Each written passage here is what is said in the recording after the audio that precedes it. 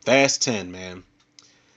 I don't um I don't want to make this a long-winded introduction, people. I'm not gonna lie. I've wasted like two takes, trying to do some type of introduction. I feel it's better if I just jump into this. I saw this last Friday, and I took some time out because I wanted to make sure like I had all my notes together. And listen, this is a lot to unpack. It's a lot to unpack. It's the 10th movie, the 11th movie if you count Hobbs and Shaw, but it's the 10th movie in this particular series.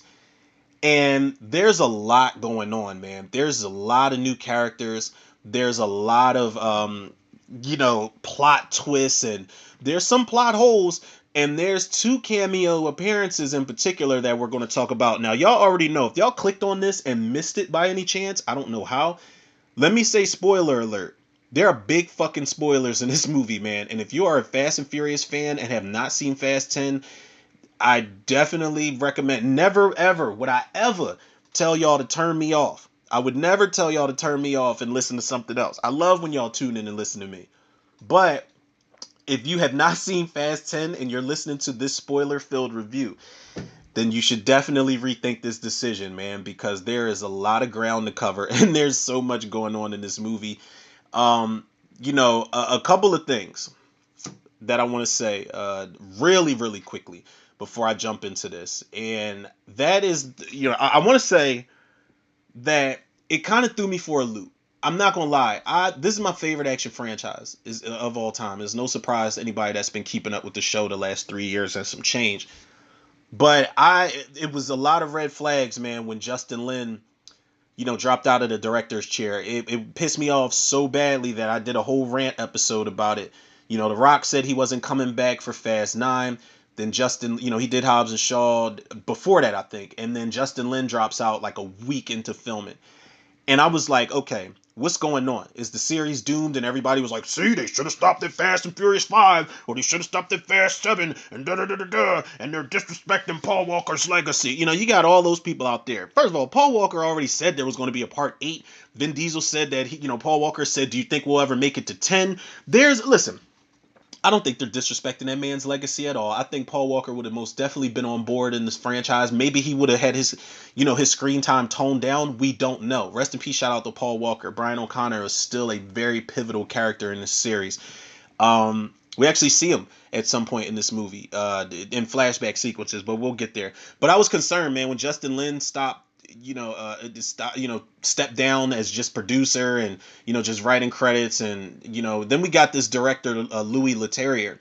Kept calling that motherfucker Lewis. I guess the S is silent, but I was just like, okay, so we got another director. Like Justin Lin was the guy that brought the continuity for me. He did Tokyo Drift, Fast and Furious 4, Fast 5, Fast 6, came back to do Fast 9, and then had planned to cap shit off and bring it home. He was going to hammer this thing home, man. And I'm like, okay, we got yet another director. We've been through tons of directors. Rob Cohen did the first one. The late great John Singleton, recipe shout out to him, did the second one. Justin Lin did the 3, 4, 5, and 6. And James Wan did part 7. F. Gary Gray did part 8. And if you want to count it, I think David Leitch did Hobbs and Shaw. We've had so many different directors in this franchise in general. And one of the things I was saying, I'm like, can we just get some fucking consistency as far as the direction goes so that all the movies feel in conjunction with each other? But I looked up the guy Louis Leterrier, and I'm just like, okay, we got the guy who did The Incredible Hulk, not Hulk, not that Ang Lee shit. Um, Shout out to Ang Lee though. I did like that Hulk. I do like Ang Lee. I didn't like the Hulk movie, but I do like his direction. Ice Storm is one of the best movies of all time. If you have not seen it, check it out. It's some of Ang Lee's best work.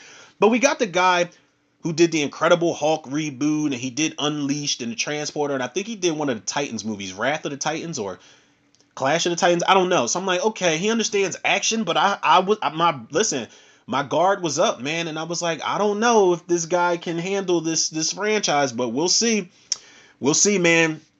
Then I saw that trailer, and I'm like, okay, I'm sorry I ever doubted this motherfucker, man. Shout out to Louis Leterrier for how this turned out. But Justin Lin, like I said, he stayed on board as a writer, producer. The one of the writers also was somebody named Dan Mazel.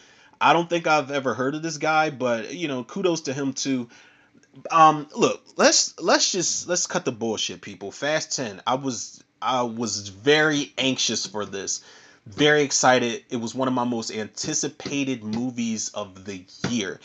And before I even get into this, let me just say it did not fucking disappoint at all, man. You got Vin Diesel coming back, Michelle Rodriguez, Jordana Brewster, Tyrese, Ludacris, Natalie Emmanuel, Charlize Theron is back, John Cena's back, Jason Momoa. We'll get to Jason Momoa, man, but Jason Momoa, um, I don't know if he needs to play villains more often or if I just want him to play, the character of Dante Reyes forever. But Jason Momoa is one of the best highlights of this entire movie. Daniela Melchior from she was Ratcatcher in the Suicide Squad reboot. She's in here. She does a great job. Alan Richson, who he's Jack Reacher in the TV series, but I remember him being Raphael. He did like the motion capture and the voice for Raphael in the Ninja Turtles reboot.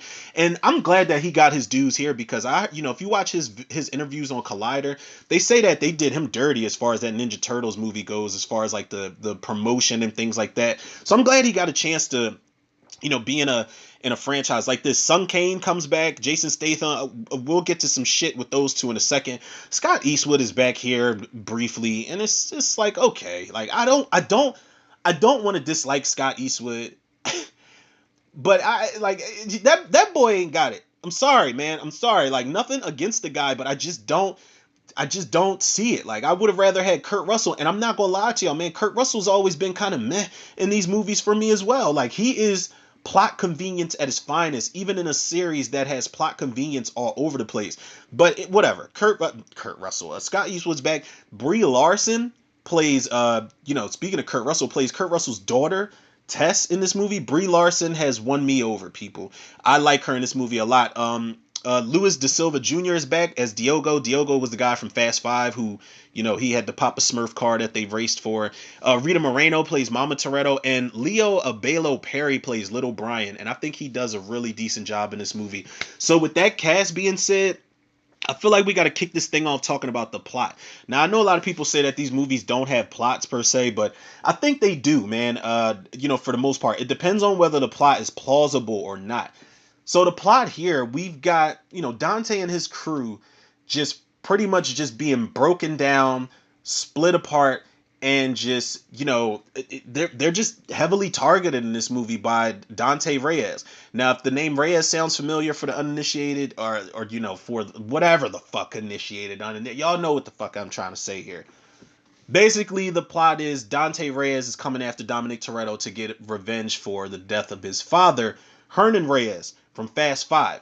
Now, is this plot plausible or not? I believe so. And I'm going to get to that. I believe it's plausible because as far as retcons and plot twists go to push this story along, this franchise along, this is one of the ones that I can buy into. I can buy into this, oh, that's what happened type of moment, as opposed to, oh, that's what happened? Like when they explained how Han died and how he didn't die in Fast 9, I was like, that's it? That's what happened? That's bullshit. I call bullshit on that. This isn't one of those moments because the way they tie this shit in to Fast 5, first of all, again, shout out to Louis Leterrier because he said Fast 5 is his favorite in the series. So he wanted to tie this as close to Fast 5 as he possibly could. And indeed he did, man, because in the opening sequence, we get a flashback of Fast Five. We get Hernan Reyes. And I don't know if they CG'd his face to make him look younger. I don't know if this guy just doesn't age at all. But it's the same actor who played Hernan Reyes. I can't remember the actor's name, but we get a Fast Five flashback sequence when Reyes is talking, he's counting his money, all the money in the safe. And he's talking to his son. He's talking about the bond between father and the son, and I'm going to pass this legacy on to you. And he's like, I've got this Dominic Toretto who wants to keep coming after me and my money. And, Dante, he's not fucking around. We see he's serious about, his father, the legacy, and people trying to fuck with them and their money and their family. And, Dante's like, well, I'll kill Dominic Toretto. I'll kill all of them. And then Hernan Reyes is like, oh, no, no, no, son. He's like, you don't never accept death when suffering is old. And that follows Dante probably for the rest of the film. And, they close up the vault, and then we see, the two Chargers crashing, or we see Hobbs's big ass whatever the fuck type of mobile he's driving. It's the Hobbs mobile. That shit crashes through the building, and then we see, it was good to see Paul Walker in the flashback sequence of Fast Five. There was no added sequences of him, no extra CG or anything that they, this was all archived footage that was already shot in Fast Five. Listen, trust me, I know. I had to double check at some point in my mind. I'm like, wait, was that? And I'm like, no, that was all Fast Five footage. But it's good to see Paul Walker, back in some type of fashion, man. And again, shout out to Louis Leterrier for including him. He's a big part of the plot. So we see Brian O'Connor and Dom take the safe, and we see Dante's character. There's a shot of him just staring at the space where the vault used to be, and they're like zooming out on him. Now, I'm not sure exactly how the fuck Dante caught up to Dom and them when they were on that bridge, that freeway during the vault sequence. But he catches up, and basically, we see Dom detach from Brian, and he gives him the line, "Your father now, Brian. Take care of Mia." And then, Brian's pissed off because Dom just takes the vault on his own, and he's just swinging that shit around, fucking up the cops and the henchmen. And we see Dante just catches up. I don't know how much nos he had up in that bitch, but he's got the gunman on the top of it with the turret gun, and then he kind of throws a look at Hernan Reyes and he kind of looks at him like, "Yo, I got this shit, Pop." He doesn't say that, but the look of confidence on his face is just like, "Yeah, I'll get this guy, no problem." And what happens is when Dominic Toretto swings that vault into one of the cars with the turret on the top of it, Jason Momoa's character is in that car. So the car goes flying off the bridge, and Jason Momoa goes flying out of it on some, ejectocito cuz type of shit, and he falls into the water. And then when he's in the water, his eyes open, boom. You get the Fast 10, title card, which is pretty badass. It's like the Fast 10 title card that we seen in all the trailers and TV spots, but the headlight, that's the X, is a little cracked from what I remember. And you get that. Now, that is actually a well put together scene, man. I can buy that. It's one of the, like I said, it's one of the more plausible retcons in the series. It's like, okay, well, we never really saw the driver of that. I mean, unless you want to slow motion, the actual Fast Five thing and look at it.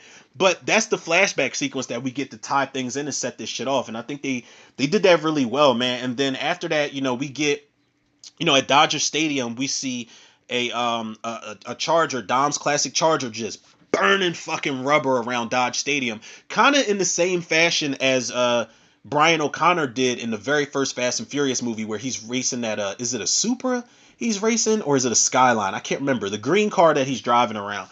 So he's driving around that car, the Charger, and we automatically think it's Dominic Toretto in the car. But when the car stops, mind you, this shit, when I say burning rubber, this motherfucker is burning rubber. So it's got to be Dom, right? But when the car stops, Dom gets out of the passenger seat and walks around to the driver's seat, and we see that it's little fucking Brian that's driving the car around like a bat out of hell the way he's doing. And I'm like, you know what? Not only is he definitely a Toretto, but he's little Brian for a reason. You either drive like your Uncle Brian or you drive like your daddy. It's a combination of both, but he's a Toretto and he's a crew member nonetheless. Now, mark my words, he's going to be the legacy. He's going to be in the spinoffs. The older teenage Brian, little Brian, yeah, he's going to be something, man. And there's a moment where, he's schooling his son and telling him find the line and, I have faith. And, he's giving him all the pointers that a father should probably not give his kid as far as driving, because it's like, why would you promote that type of driving for your child? That motherfucker's like 6 years old behind the wheel. But I don't know how old Brian is in this movie, but apparently he's old enough to drive and he's big enough to reach the fucking pedals and the steering wheel at the same time.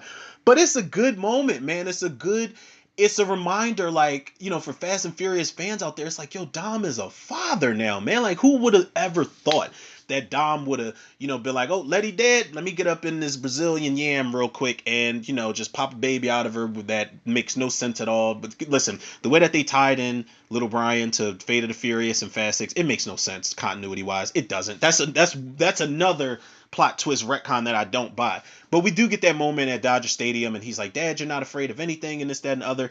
I love that sequence, man. And then what I love even more is that we go to, 1327. We go to the Toretto house, and it's really different. It's weird to see the movie open up with a barbecue sequence. Usually we see that at the end.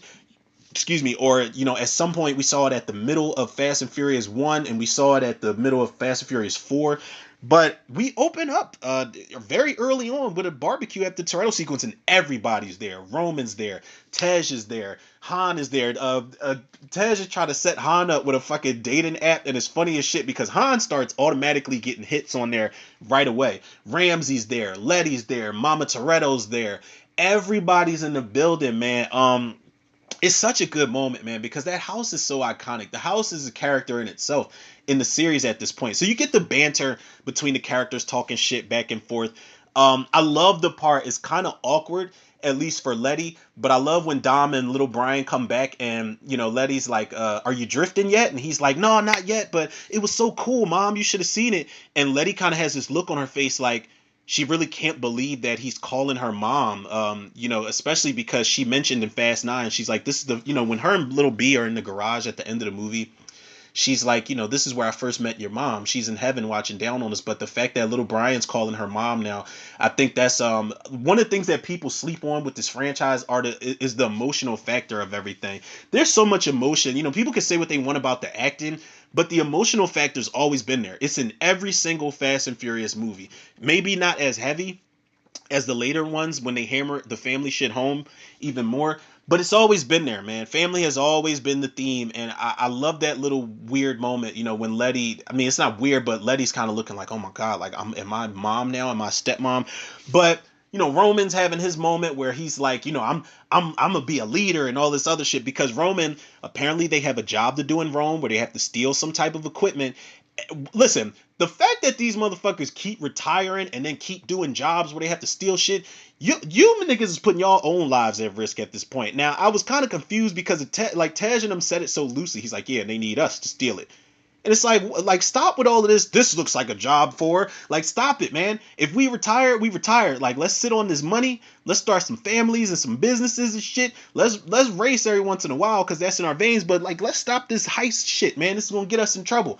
Which it does. We'll get to the mission in Rome, but Roman's like, yeah, it's a mission in Rome, led by Roman. Rome finally gets to lead a mission, man, and he starts talking shit because he's like, he screams at some point. He's like, the disrespect is going to stop now, and he's like, yeah, man, I'm just working on my leadership voice. So you got that funny moment with Roman and everything, and Mama Toretto shows up. Rita Moreno, she's a great actress, but they don't really give her a lot to do in this movie. She's really in like I think one sequence, and it's this barbecue sequence. But it's cool. It's cool to finally see the mom. We saw the dad and the guy. I think he was in Sons of Anarchy or something. The guy that played Jack Toretto in the Fast 9 flashback sequence. But Rita Moreno, excuse me, it's a nice touch as far as getting Mama Toretto in there. But one of the other things I love at the barbecue sequence, other than there is a moment with Rita Moreno and Vin Diesel where she talks about the father, and Dom's he's looking in the garage at the pictures, and then he looks at a picture of his dad and kind of lingers on that. And I love the shot of when Dom slams the hood. Mama Toretto's directly behind him. I think that was a nice little setup shot. So they share a hug and share like a little sweet, warm moment. But the moment I loved is what came before that, where Dom and Han have a moment, man. And I haven't seen a moment with these two really since Fast 4, where Han and Dom are kind of like divvying up the money, and Dom knows something's wrong with Han, and he's like, Han tells him like, yeah, they just raided one of our spots, and he was like, you got to get out of here, Dom, and all this other shit. And then that's when Han says they got some crazy shit going on in Tokyo. I haven't really seen a moment between these two until now. Or another moment like that until now. And, Dom is like, listen, who would have ever thought we see Roman leading a mission in Rome? But I couldn't let them go without you. Because he trusts Han. Han is another one of his brothers, man. They go all the way back to Los Bandoleros. And they do say that. They toast their Coronas and they say Los Bandoleros for life.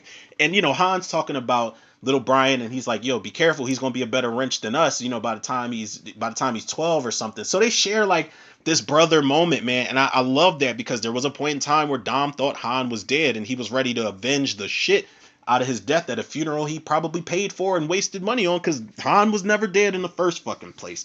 But the barbecue sequence is cool. We get a moment with Dom and Letty that kind of brings me back to the first movie. you know, as far as like the intimacy between Dom and Letty, they don't have sex in the movie or anything like that. But I mean, like intimate as far as like how they're so in tune with each other and how they're so passionate about one another. I haven't really seen that with them, you know, since the first one. Um, Maybe part four, in the beginning of part four, and maybe Fast 8 when they're in Cuba on their honeymoon. But there's a moment where, you know, Dom, you know, they're kissing and, you know, they make sure little Brian's sleep and then they're in bed and he, you know, he's like, how do you get more beautiful? And then he listens to her stomach. He's like, is it there yet? And she's like, you know, it'll be there, you know, when the time is right. So he's telling her, you know, little B said to me, Dad, you're not afraid of anything. And, you know, they're having their moment, man. But the crazy shit that happens in the midst of Dom and Letty's warm-hearted sexual moment. It's not sexual, I'm joking. But Cypher fucking pulls up to 1327. Cypher fucking pulls up to the door. And I was wondering who that was driving in the... She looks like she pulled up in the fucking car that Michael Jackson turned into in the Moonwalker movie, man. This shit looks like it's chromed out. It's a fly-ass vehicle that she pulls up in, man. But she, you know, she smears blood on the mail slot. And then she knocks on the door. You don't really know who it is, but then she knocks on the door, and then Dom opens it and sees that it's Cypher. And Cypher's like, yo, trust me, like I'm surprised to see me too. And Dom's like, you got any last words before I kill you type of thing. And, you know, Cypher's like leaning up against the wall. She's been injured. She's like almost on the brink of death when she shows up at the door. And Dom, while she's leaning against the, you know, the door, Dom kind of like slams both his hands in front of her. He doesn't hit her, but he slams both his hands in front of her, and he's just like, listen, you killed Elena. You know, do you got any last words? Did you hear her last words? And Cypher's letting him know, like, yo, do you think I'd be here if it wasn't fucking important? So I love this shit because Letty goes upstairs and she's like, little Brian, we have unexpected guests. You know what to do. And Brian's got this look on his face like, look, Mom, I'm tired, but I know what to do. We done this 6 times this week with uninvited guests. And the next thing you know, Cypher's on the couch bleeding out, and Letty's fucking putting a silencer on the gun, and she's like, well, why are you here? They're ready to kill this broad. You know, she done killed Elena. She done fucking tried to take them out with a submarine. She tried to take them out with a drone. All types of shit, man. And Cypher has caused them so much angst, man, that they are ready to go. They like, listen, Dom's like, yo, before you bleed out, you want to tell me why you're here? And she says, I met the devil tonight. You know, there's a war coming. The devil's coming for you. The enemy of my enemy is you, Dom. So we get like a little flashback. This is what happened sequence to when she met the devil. And indeed she did, man, because she meets Dante Reyes. Jason Momoa is introduced into, you know, into present time. And he shows up at Cypher's headquarters. Mind you, all her goons are in the building. So he shows up to Cypher's headquarters and he's like, listen, they say that when... I'm trying to think of the line he says. He's like, when they say that when, you know, when you are faced with death, then your whole life flashes before your eyes. Am I right? And when he comes in, he's dragging 2 of her fucking henchmen in both arms and just drops them off at the fucking door like it's dirty laundry or something like that. Listen, Jason Momoa is a beast in this movie, man. And he is the best villain of the franchise. So long story short, as if that could ever happen on a Tudor Reviews review. You know, he's telling her like, listen, I want the same thing you want. I want Dominic Toretto, but I need your tech. I need your guys. You know, I need your help. And he's like, if you don't help me, you'll have to watch who you love die. And she's like, you're looking at who I love the most. And she's like, you thought you can get one up on me. And he's like, I'm not talking about you. And he starts dropping names of the guards. He's like, I'm talking about him. I'm talking about Amir. I'm talking about Kevin's dad. And all the guys, you know, all the henchmen are like, wait, how the fuck do you know my name? How do you know my kid's name? And all their phones go off. And when the henchmen's phones go off, they look at the screens and Dante has all their fucking kids and families captured. So he's like, listen, y'all want to do this the hard way or the easy way type of thing. And, you know, they all turn their backs on Cypher. They all got their guns pointed at Cypher's because they don't want their families to die. So, and mind you, Jason Momoa does give a little glimpse of how he can whoop ass because he slices that one dude up and he licks the blood off the blade. That's not sanitary at all, sir. That's a good way to get diseases out here. Listen, it's nasty. But, you know, he's got all their family, you know, at his disposal. So they end up turning on Cypher. So he takes Cypher's, you know, her tech to, you know, hot-wired cars and have them self-drive and all this other shit. So he steals that from Cypher. He walks out and takes 2 of the best goons that she has as far as the tech goes. And he walks out. And, you know, Cypher, all the goons are ready to kill her. Cypher listen, Charlize Theron reminds us why she was Atomic Blonde in the first place, because I did a lot of complaining about how Cypher, she's a cool villain, but she never lifted a finger if it didn't have anything to do with a keyboard or electronic device. Cypher is in this room whooping these guards' asses. And yeah, there's going to be people out there that are like, oh, well, women can't fight and women can't do things, man, because I'm a woman hater. Nah. She whoops these motherfuckers' asses. I don't know if they're just that weak, if their training sessions didn't go, as planned, but she's fucking these dudes up. She puts up a nice little fight, man, and she escapes in the elevator and crashes. That's how she got her injuries.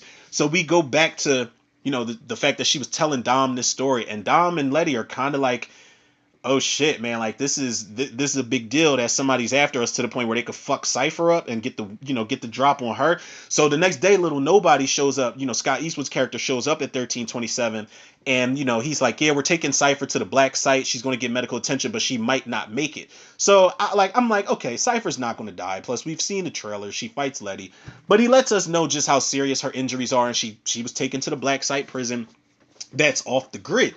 So one of the things he says, he's like, Dom says, Brian and Mia and the kids are safe, but the rest of the team, Little Nobody's like, well, where's the rest of the team? And Dom's like, they're in Rome, looking for you, because of the mission you set up, and they realized that it is a setup. Little Nobody had nothing to do to it. So we find out Dante was a part of luring, separating the team and luring them into Rome. So we get to the Rome mission with the, oh my God, man, this shit is crazy. I don't really have, listen, I'm not going to waste time talking about everything, but the Rome mission is crazy because you got Tej and Ramsey who are doing the tech shit, and, they jump into the car with the fucking bomb in the back of it. They get locked inside by Dante. Roman and Han are doing their driving, talking shit. They got little Tej, the little go-kart Tej thing, the racing car Tej, with the Tej bobblehead on it. It's got laughing gas. So they knock the guys out with laughing gas or whatever the hell it is. And, like I said, the bomb is in the back of the truck. Dom and Letty show up in Rome all of a sudden, and Little Nobody's out there. But the bomb sequence, I thought it was a sea mine or some shit that was rolling all around the streets of Rome. It's destruction, man. And it is very reminiscent to the vault chase in Brazil at the end of Fast 5, because this bomb is basically a wrecking ball. It's like the wrecking ball from the Fate of the Furious times 10, because this shit is everywhere. It's blowing up gas tanks. It's breaking through buses, breaking buses in half. Dom is pretty much like, playing bumper cars with this shit. Letty's out running it. It's a fucking mess, man. It is all types of destruction. And speaking of Letty, there is a great sequence where Letty is chasing Dante on a motorcycle. First of all, I love Letty on a motorcycle at any point in this movie. I think the first time we saw that was in Fast 9, when they're in that jungle chase in Portugal or wherever the hell they're at. And I love that sequence, man. It's really weird seeing Letty on a motorcycle, but it fits. Oh, no. I'm wrong. The first time we saw Letty on a motorcycle or a motorbike was in Fate of the Furious, when Dom was doing the Cuban Mile, and she was a part of that. But she's chasing Dante. Dante's talking shit through his earpiece the entire time. He's yelling, he's singing, he's doing all types of everybody that's comparing him to the Joker. I made the comparison before I even saw the movie, and everybody that's comparing him to the Joker is 100 200% right about this shit, man, because he is unhinged. He's psychotic as fuck. So Letty's chasing him on a motorcycle. That's when you get that great stunt sequence where Dante kicks like this metal railing that's overhead. He kicks it down, and Letty she does. I don't know if people call this an endo, but I used to call it an endo because I used to ride bikes where if you hit the brakes a certain way, the back tire flips up. So she does that, and she flips over and just keeps going. But Letty ultimately gets caught during that motorcycle sequence, man. She gets caught by the cops, and they end up taking her ass to the black site prison as well. But Tej and Ramsey, they end up getting out because there's a cable that's set up in the streets, and it flips up, it flips the whole fucking, the whole truck over that they're in. But as the truck is sliding towards the edge of this bridge thing, Han and Roman slide up on the side of it. They crash into the side of it, and they slow it down. But that's when the bomb drops out. So I was a little late to the party explaining how the bomb got out of it. Little Nobody almost dies during the sequence because Dante pulls, he rides up to his, the truck Little Nobody's in, and he throws one of those little magnetic bombs underneath. And I love those little bombs, bombs, man. They pop up more than once in the movie, and he throws it underneath, and he's like, he's like peekaboo or whatever he says, and he just drives off laughing. But little nobody jumps out just in the nick of time. If his ass would have died in the movie, it's like, whatever. I don't really, nothing against little nobody, man. I just don't like his fucking character, man. I just don't like, nothing against the actor. I just don't buy Scott Eastwood in this series, man. But like I said, Destruction Derby, Dom's driving backwards down the stairs to get to the bomb and save the people, and he's knocking it out the way of the people for their safety. Dom does some really badass shit, man, because Dante's counting down to when the bomb blows up, and he's like, listen, you got 10 seconds to save Rome. And, talking about the place in general. And Roman, they get away underneath the, they're underneath in the tunnels of Rome. So they get away. Han, Ramsey, Tej, and Roman, they get away. So Dom, Roman's telling him on the earpiece, he's like, listen, man, it's nothing you can do. You did everything you could. Like, you got to get out of there before this shit blows up. And Dom's like, I haven't done everything. Dom, he's surrounded by cops, and the ball is about to explode, and it's a nuclear bomb.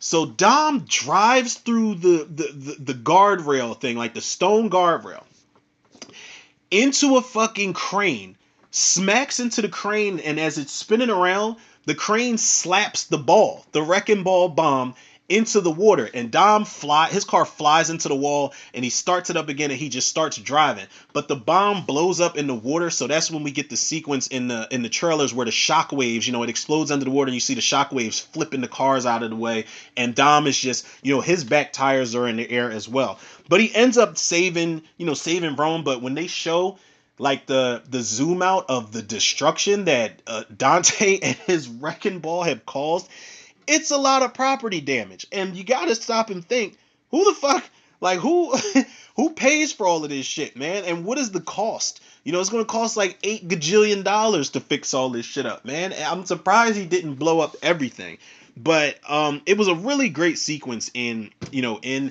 Rome, man, and it just goes to show how insane Dante is, and there's more to come as far as how crazy he is. Now, we do get the introduction afterwards of, you get the news reports of, Dominic Toretto blew up some shit again, and, there's lots of destruction and millions of dollars of property damage, and this is what we can expect from the sequel. Like, they're just talking shit on the news, as they do. So now everybody's pretty much won it again, all over again, man. And we get the introduction of Agent Ames and Tess, played by Alan Ritchson and Brie Larson. Now, Agent Ames, for me personally, he's basically the new version of Hobbs. And I say that because, and she's kind of like, Tess is kind of like a new version. In a lot of ways, she might be like a new version of Elena. And they both were introduced in Fast 5, and both these characters are introduced in Fast 10. And I say that because Agent Ames is kind of like the lawman who's not as lenient. He's not as lenient as Mr. Nobody or Hobbs. He's not as lenient as Hobbs became, because he's like, listen, if it defied the laws of gravity, if it defied the laws of God, these motherfuckers have done it. They when they get behind the wheel, people get hurt. It's like if the fucking Avengers, it's like when Zemo was like, the Avengers blew everything up and then the Avengers went home. That's exactly how Ames is. He's like, these motherfuckers are dangerous. They need to be stopped. I don't give a shit about the barbecues they have. And it causes him and Tess to have like a conflict of interest, because they both want Dominic Toretto. But, Agent Tess is like pretty much, she's like, we should be lucky that, they helped my dad. They helped Agent Hobbs. We should be lucky. They've been assisting, the government and the police for the longest time. And they've been taking down, criminals that are, more notorious than they are. So we should be on their side. Like, we should be trying to figure out what happened in Rome for, Dominic Toretto and his crew to be back in the mix. And Ames is like, look, I don't give a fuck what you're talking about. I'm taking these motherfuckers down. So he kind of does like this online voting system where everybody's like, he's basically doing this remote controlled, all in favor, taking down Toretto, all in favor of not, and the majority rules, and everybody's like, yeah, we'll take him down. And one of the things I want to mention, excuse me, as far as Agent Ames go, like how he's talking about, they went out, they started off stealing DVD players in LA, and they went to Miami, and they went to Tokyo, and then they went to Brazil, and then they jumped buildings in Dubai. how the fuck did Agent Ames get actual footage of Furious 7 and, all the other movies? It's not like it was, unless he had drones that were all over the world at this point in time, how did he get actual footage? It's the same way I feel about, when Dom's looking at the pictures in the garage. Who the fuck took all these pictures, man? These are pictures that we see in the movie. Like, was there a fucking cameraman just that had like a green suit on that you just delete out of the film?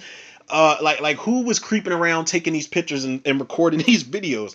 It might be a small nitpick, but continuity wise and like just the like the spoiled brat in me, I'm just like, how the fuck did he get all this footage, man? But Agent Ames is just like, look, I'm taking them down whether you like it or not. I don't give a fuck who your dad is. I don't care if you want to be little nobody's daughter and all this other stuff. I'm going after these guys. I'm going after Toretto specifically, and I'm taking them down.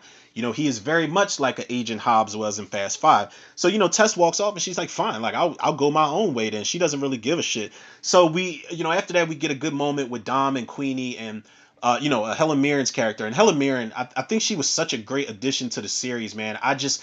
If there's one thing I want Helen Mirren to get another driving sequence before this particular series wraps up, because we're going to get spinoffs, and I don't know if she signed on for anything after these last Fast and Furious movies, but I want to see more of Helen Mirren, man. She brings such like a elegant side to the franchise, man, and she just does it with just such class. And she's great. So, you have a moment where, Dom is almost like a surrogate son of Queenie at this point, because they went from, the Fate of the Furious, where she's like, you got my son locked up, Mr. Toretto, and I give you until I finish me cup of tea before you tell me what you want, and all this other shit. And now, in Fast 9, they were driving around London and having conversations, and now they're meeting up in Rome and all this other stuff, and they're having these moments where she's really telling Dom to be safe. Like, don't get in over your head, and this shit is real out here. So they get that moment. After that, sometime after that, if I'm glazing over some sequences, man, I'm sorry. I'm just trying to make sure this isn't a 17-hour review for y'all. But after that, 1327 gets rated. 1327 gets rated, man. Mia and Brian are playing the racing game, and she's like, "Are you cheating?" And he's like, it's almost kind of cringy, but I love it because it's in great Toretto fashion, and he is his father's son. She's like, "Are you cheating? You beat me again." And he's like, "It doesn't matter if you win by an inch or a mile. Winning's winning." And Mia's like, "Haha, where have I heard that before?" And us as the audience is like, "We know where we heard it before, god damn it." But as soon as you think they're going to have a great, auntie nephew moment, but tear gas flies right through the window. The agency, Ames's agency, they raid the fucking house. Mia tries to fight back. Little B has to run because they're very outnumbered. Little B runs and hides in the bathroom. Somebody breaks down the door. It is fucking Jacob Toretto, man. And listen, let me say this about John Cena, man. John Cena won me over. I did not think I was going to like him at all in Fast 9, but I liked him a lot. I love his fucking character in this movie. I liked him a lot in Fast 9. I love Jacob Toretto in this movie, man. John Cena's character, he's got so much comedic timing in this movie, man, and it works. Like, he is, he is the uncle. He's the uncle that went rogue, but he kind of found his way back to the family, because when he busts down the door, Brian's like, "Uncle Jacob?" He's like, "Sup?" Like, he's just so fucking calm. And he's like, "Your dad sent me to come get you."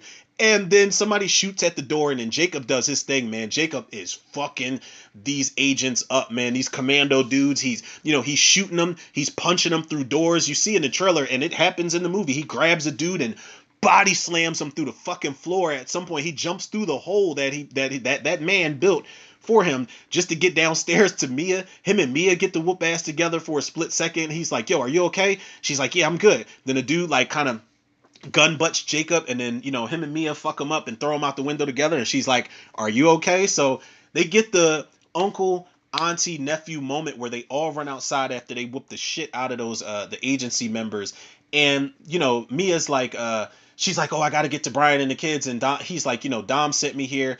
The team's been compromised. The team's been split up. That place that Dom told us to go? We need you to go there and stay safe. And, he looks at little Brian. He's like, I'm going to get you to your dad if that's okay with you. Little B is like, yeah, for sure. He wants to rock out with his uncle. And Mia, I love the moment where she's like, protect him with your life. And then she's like, I love you, Jacob. And he's like, I love you too, sis. It kind of foreshadows something. I don't know how many people called it or not. I may or may not have thought to myself that, okay, him telling Mia that he loves her and giving her a hug, it might be the last time they get a chance to do this type of shit. But Brian and Jacob, they go over to, Jacob goes over to, or Jacob is ready to go. Brian goes over to this big ass monster truck, fire ass monster truck.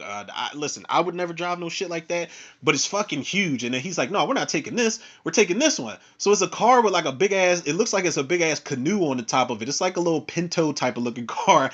And little Brian is just so unimpressed. He's like, huh? And then Jacob just kind of like grunts. And he's like, man, come on, man. I love that shit, man. And he takes little B and he takes him to protect them. And it was a great moment when the house gets raided, because they protected their home and they protected each other together. Now we do get a moment afterwards with Tess and Dom where we get to see that Tess, she's not just she's not just a pretty girl who is Mr. Nobody's daughter. She whoops these motherfuckers' asses at the bar. She grabs a shotgun and beats the shit out of people. And she could rumble. She could throw down, and then she points the shotgun at anybody else, or at everybody else. And she's like, anybody else want some? And she grabs 2 beers, and they look like Belgian ales. And if it is a Belgian ale, then that goes back to Furious 7, where Mr. Nobody, told Dom, he's like, you really got to try that Belgian ale, man. So, her and Dom are talking, and, she's basically telling him, Ames is after you. He's coming after you with everything he's got. And I'll be your genie. You get 3 wishes. And he gave her 2 wishes, and or she gave her, I don't know how many wishes it was, but one of the wishes he says Letty, and she's like, Letty's at a black site prison, like nobody can get to her. And he was like, well, get her out. She's like, well, nobody can. And he said nobody would. She's like, Dom, what you're asking me to do is impossible. So Dom takes his necklace off and he gives her the necklace, and he slides it over to her. He's like, anything's possible. You just gotta have faith. So Tess ends up going to the black site prison to see Letty, and Letty doesn't know what's going on. She thinks it's an agent in a suit that comes over to her. So she shows her the necklace, and she's like, look, Dom sent me. If I get you out of here, you got to play ball. Like, you got to work with me here. And Letty's just like, listen, like, I can't get nothing done in here, type of thing. And they have a little exchange, and then Tess is like, listen, all right, just follow my lead here. So Tess pulls out, I don't know if it's a pen or a small knife. She pulls it out and she stabs Letty in the shoulder. And Letty's all fucked up, and she's like, play along with me. So she wraps Letty's arm around her neck so Tess can, act like she's in danger. And she's like, please help. So the guards come in, they take Letty, they take Tess out, and Tess kind of gives her a look like, okay, this worked. Now you gotta do what you gotta do after this. Like, it's out of my hands. So they take Letty, and she's like, really? Because, like, yo, and I feel her, like, because you stabbed me in the fucking shoulder and just walked off. Like, what type of plan is this? But it was a nice nod to Fast 6 when Brian gets locked. He purposely gets locked up by Stasiak, and Stasiak is telling him, look, I only had enough power to get you in Gen Pop. Like, I don't know how to get you into, wherever they've got, oh my God, what's that dude's name? Braga. He's like, I don't know how to get you in there. You're going to have to do something to get their attention so you can get the Braga. And Brian's like, sorry about this. And he knees Stasiak in the stomach, and then he slams his head against the wall. And Stasiak's like, again? Because he did the same shit in Fast 4. So it was kind of like a nice nod to that, that Fast 6 moment. And, we get the race in Brazil. We get the race in Brazil, man. I thought it was, I forgot. I had the places mixed up when I was writing my notes down. But we get the race in Brazil. Dom comes back to Brazil, man, which is very much home for him. He's embraced with open arms. Everybody's happy to see him. One of the things I don't like, Diogo comes back. Diogo from Fast 5, the guy who lost his Papa Smurf car, he comes back. And I knew they were bringing Diogo back just to kill his ass off. I knew that by doing a trailer breakdown for Fast 10. I don't like how Diogo is just dicky, and when Dom pops up, he's like, oh my God, everybody, it's Dominic. Look, do you see this, everybody? Oh my God, Dom, this is all because of you. And it kind of reminds me of, it reminds me of The Walking Dead. Spoiler alert, when Negan kills Spencer, takes his guts out because Spencer wanted to kill Rick, and then Rick pops up. He's like, "We had an agreement," and Negan's like, "Rick, look everybody, it's Rick," and he's being sarcastic about it. It reminds me of that because Diogo is just. I don't ever want to be that excited to see somebody. Like I don't ever want to be like, "Look everybody, look who it is." Like no, man, it's just overkill for me, man. But it's a good little moment where they meet each other again, and it goes to show that Dom, he keeps good relationships with people because you never know when you need a favor from somebody. And Dom's like, yeah, I'm just looking for somebody, and Diogo's like, I got you. So that somebody he's looking for, now I don't know if he was looking for Dante or Isabel, but Daniela Melchior's character Isabel pops up, and she's talking her shit like, yeah, we racing or what? And Dom is just like, listen, before you get ahead of yourself, like let's, I'm not here for that. We're here for the same reason. She's like, I don't need no validation from nobody. Isabel, she gives me Letty vibes. She gives me Letty Fast and Furious 1 vibes as far as like, yo, we racing. I'm tired of talking. She's very arrogant. She's very like she's on the fine line of arrogance and confidence. But we're introduced to her character, and lo and behold, we see purple lights and a purple car pull up, or lavender, whatever you want to call it. Yeah, it is lavender. Dante shows up. He gets out the car. Dante gets a lot of love. It's his area. Brazil is his home. That's his spot, man. He runs shit out there. So he gets out of the car in the most flamboyant outfit in flamboyant fashion. His fingernails are lavender. His outfit's lavender. He's got his hair up in a bun, and he comes out the car and he dumps all the money. And he's like, all this money for whoever could beat me in a race. So Diogo gets the money for him. He pats Diogo on the head like he's a fucking pet or something. But, he grabs Isabel and he's kind of flirting with her. And he's like, is there going to be a race tonight? And she's like, probably. He's like, pretty pleased with me on top. Like, Dante is the most flamboyant villain I've ever seen, man. And it fits Jason Momoa so well. Like, Jason Momoa could be a straight up one of the most manly badasses you've ever seen, playing Aquaman, or maybe the villain in Bullet to the Head, or he can just be this flashy, cocky, flamboyant type of villain where you almost kind of question his sexuality in the movie as far as how he carries himself and his appearance, but it doesn't matter whether you question his sexuality or not. This motherfucker is dangerous, man. That's why I said he's like the Joker in this movie. Wearing the lavender and the purple and pulling up in the lavender car. There's a line he gives Dom where before they start racing, he's like, yes, the carpet matches the drapes. And he's talking about his nails and the car. And I'm like, this is the greatest villain that the Fast and Furious franchise has ever seen. So he sees Dom and he's just like, I'm sorry we didn't get a chance to meet in Rome. I was busy, but you're fantastico, fabuloso. He's like, I can't believe the great Dominic Toretto. And he's like, did you like the bomb that I put in Rome? He said it's kind of like an homage to the vault in Brazil, but he was like, only thing is the bomb was on fire. So it's a nice callback to Fast Five. So they have their little standoff moment where they're face to face, and it's pretty reminiscent to when Dom and Hobbs meet and they have a face off where Dom's got his people on one side and Hobbs got his people on the other side. That is very reminiscent to that because they're both having this symmetrical standoff moment. And Dom's pretty unimpressed. He knows who he is. And, Dante is like, do you remember my father? And he says that, he was the line he says was, he said he was a horrible man and a very bad daddy. And then he tells him that, he says, but I kind of liked him and you stole him from me and left us with nothing but suffering. And Dom doesn't give a shit, man. This is one of the reasons why Dominic Toretto is one of the most G'd up fucking protagonists of action movie history, because he's right in the face of death, if you will. And he's just like, that's what I came here for, to end this suffering. And he's like, I didn't burn your dad's money. He was like, I didn't take your dad's money, I burned it. Straight to his face. And it reminded me of Fast 4, where Phoenix tells Dom to his face, he's like, do you remember Letty's face? Last time I saw it, it was burning. That's what, yeah, he said burning, the same way like that. Go back and watch Fast 4 if y'all don't believe me. That was Laz Alonso doing like his best, accent. But he lets him know right to his face. And he's like, yeah, I remember your dad thought he had his foot on the neck of the city, man. And I took him down. So, Dante's like, fuck it, like let's just start shooting each other. And they pull out their guns, and the people, Diogo double crosses Dante, and he's like, we stand with Dom, and he's overacting his ass off when he does that moment where he's like, we stand with Dom, because he's got his gun pointed and he's shaking his head like, look man, I'm gonna win this fucking Oscar for Fast and Furious if it's the last thing I do. Like the actor that plays Diogo, he is doing so much in this role, man. But I like, listen, true to his character.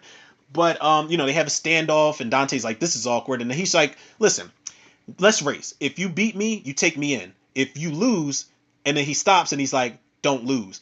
And Dom's like, let's race, and everybody goes crazy. Now we know this ain't gonna be your average race. The race sequence is great, man. It's filmed really well. It reminds me of the older Fast and Furious movies. The way that it's shot, man, it's filmed really well, and you get such a great shot where the car goes from, or the camera goes from Diogo's car and zooms out, and then you see, no, it goes from, I think, Diogo, then you see Dom, then you see Dante, then you see Isabel. I love that shot, man, when it's going from window to window to window. So Dante's talking shit, pre-race, and he's just like, listen, carpet matches the drapes, and he's like, I've studied you, I'm your legacy, this is what I wouldn't be the man I was, I wouldn't be the man I am today had you not gotten behind the wheel of that car, type of thing. And he hints to Dom that, these people are in danger. These people that you care about are in danger. This ain't gonna be what you think it is. And Dom kind of knows like what's at stake, and he knows that somebody's gonna die. So when they start racing, like I said, it's a dope ass race. Diogo, he hits his NOS button first, and then we see that Dante in his car, he has alternate switches, not NOS switches, but he's got alternate switches, and we get a camera angle where we zoom underneath these characters' cars. Dante has put these magnetic bombs underneath these motherfuckers' cars again. So Diogo, he's like, I'm winning this race, baby. Dante hits the switch. He's like, you're too eager. And he's talking to Dom, but Dom can't hear him. He's just like, okay, who you going to save? Who you going to save, Dom? And Dom is fucked up. It really is. But Dom has to make an executive decision. And there's a reason why he chooses to save Isabel. Now, what he does, he chooses to, he sideswipes Isabel, and she's speaking in like Spanish. She's like, yo, what the fuck are you doing? And not Jacob, but Dante, he's like, yo, okay, you made your decision. So he flips the switch. Diogo blows the fuck up, crispy as shit. And I knew that was going to happen because you see it in the trailer, and down goes Diogo up in smoke tour, and that just passes by pretty quickly. And then Dante's like, trick question. You can't save everybody. And then he goes to blow up Isabel's car. Dom sideswipes her into a parked car, and it ends up chipping the bomb off the bottom of her car. So when her car goes airborne upside down, the bomb explodes. Now she does bang out, but Dom saves her. Dante pulls off screaming, yelling in Joker fashion like he does. But him chipping that bomb off the bottom of her car when he makes her crash out, it reminded me of Fast 6, where Brian, they got those chips on the cars that the villains are shooting at him, and Brian kind of like hits the handbrake and turns the wheel, and he gets that chip off the front of his car. That's what it reminded me of. But Dom ends up he ends up saving he ends up saving Isabel, man. And like I said, there's a reason we'll get to in a quick second as far as why he saved her and why he was in Brazil looking for her. And after that, we like Dante's transition into madness is fucking crazy and disturbing, man, because we get a moment where Dante, the two goons that he took specifically from Cypher for the tech shit, he kills them. And he's got their faces all taped up. They are dead. I wasn't sure if their faces were taped up to the point where they couldn't talk, and he gave them like a sedative to the point where they couldn't move. They're fucked up. They are fucked up and dead. And, he's out there, painting their nails, and, he's got his hair in two buns. He's got like a fucking pink or lavender. I can't remember what it was. He's got a robe on. He's painting their nails. He's out having drinks, and he's talking about the race. And he's like, yeah, I was like, bam. And she was like, what? And I was like, oh, like he's just really talking to them like they're alive. And there's a point where a fucking fly lands on one of the dead goons' eyeballs, and his face looks insane, man. It is literally some Joker shit, man. I'm going to keep making that comparison because he's like, listen, you guys finish your drinks, I'm going to go wash my hair. And then just walks the fuck off after he's talking to dead people, man. I it's insane. That's one of the more disturbing sequences in the entire Fast and Furious franchise. We don't get a lot of sequences that are disturbing, but Dante's not fucking around. And it lets you know, like, these aren't just people that are disposable that are going to get killed off screen. These are people that you're going to see murdered on, not either murdered on screen or their dead bodies to let you know they're dead. But to go back on why Dom was looking for Isabel and why he saved her in the first place, we get a nice little plot twist here that people are either going to buy or they're not. Dom and Isabel are talking inside of her house. We find out that Isabel is Elena's sister. It's Elsa Pataki's character, Elena. It is her little sister. And you get this nice moment where Dom and Isabel are talking, and because Isabel's very hard on herself. She's like, I was the bad sister, she was the good sister. I feel like sometimes the wrong sister died. And he lets her know, like, I knew you were her sister because you smile with your eyes and lead with your heart, or something like that. And they have their family talk, and they're talking about Elena's husband and how she had it out for Reyes, ever since Elena's husband got killed in the favela, which was mentioned in Fast Five. So it's a nice little, eye-watering moment between Dom and Isabel. So Isabel finds out that she might have some of Elena's old files on the Reyes family, and that actually ends up happening. We get to the files and we see that Dante's more fucked up than anybody imagined. He spent time in, a mental institution and things like that. Like, he's very bitter and disturbed over the shit that's happened to him over the course of his life. Now, we do get back to a part of the core group. We get to Tej, Roman, Ramsey, and Han, and they go to like this internet cafe black market thing where it's pretty dated. The software is pretty dated, but they say, you wouldn't look for a black market in a place like this. People would just think it's a bunch of old dated bullshit. And when we go to the black market internet cafe type of thing, it's ran by Pete Davidson. Listen, if anybody was thrown off by that name, so was I, because I was like, Pete Davidson, like, I don't know who made that call, or who he fucked to get on set of the movie or whatever, but Pete Davidson was just weird to see in this movie. And he's just kind of like this sniveling black market dickhead, like just who you would imagine Pete Davidson to play in a Fast and Furious movie.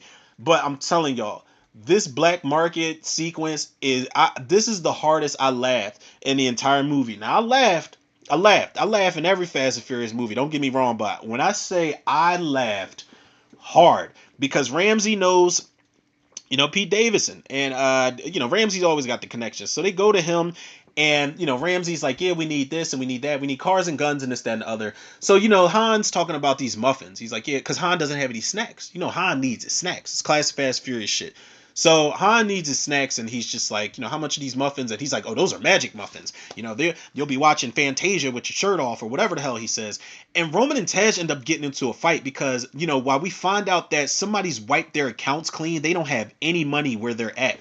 So Roman has, smuggled cash underneath his clothes in perfect Roman Pierce fashion, because it goes back to Too Fast Too Furious, where he lifts his shirt up to Brian and he's like, we ain't hungry no more, bruh. You know what I'm saying? Like, he's got all these wads of money, bands on bands on bands, and he's telling everybody, Roman thinks because he's got the money and everybody's accounts have been wiped clean, he thinks he's still running shit. So he's like telling everybody, I need receipts on anything you buy, and him and Tej are bumping heads as they do. But Roman and Tej end up getting into a fight in the black markets, cafe John. And Roman and Tej is so Roman and Tej fashion, because they're not fighting for real. They're just scuffling like two goofy ass brothers, and it's long overdue. These two weren't going to be talking shit to each other since Fast Five and not tussle at some point. So they do tussle at some point, man. But Han is just standing next to Ramsey, and she's like, should we stop this? Like, should we stop them from fighting? And Han's just eating the muffins, and he's like, nah, let's let them bond. And while they're fighting, Han looks down at the muffins, and they start getting all morphed out. Like, his whole vision is fucked up from this shit. So as he's doing that, he looks down and he's kind of like, well, I'm not sure what's really going on with this, with these muffins while they're fighting. So it looks very, I don't know how to explain it, man, but it looks so weird. And then Han looks down at the muffins again. His hands look all weird, and the muffins look weird. It kind of looks like, he understands that These are laced. You know, he's high as shit, but the way Han looks up, he looks up like, okay, I'm high as fuck, but I don't want anybody to know. And I'm telling y'all, that's probably some of the best acting that Sung Kane has done in the franchise, man, because he does not want anybody to know that he's high. And I'm telling y'all, it was the funniest fucking moment of the entire thing for me. So we end up seeing that Pete Davidson, he's giving people the drop on Ramsey and the crew because he's like, do you know how much you guys are worth? Do you know how much the bounty is? So she punches the shit out of him. Roman throws like dust in his eye. Tej takes the money from him that they gave him for the guns and the weapons. So when they're leaving out, they're like, okay, so what do we do now? We need guns and weapons. And Han's like, I know a place. It's the last place that I want to go. Now we get to Letty at the black site. And Letty's in this room that looks like it's from the Thing video game from Xbox. I don't know how far y'all got, my gamers out there, on the original Xbox. The game, The Thing, based on John Carpenter's The Thing. There was a game. Now, like I said, I don't know how far y'all got into that game, but there is a moment in the game where you end up in a laboratory somewhere. You're unarmed. You don't have any of your weapon, anything. And it looks like it's a part of that. Like they got this laser thing that's sewing her up. Where she got stabbed at, and she looks over and Cypher's there.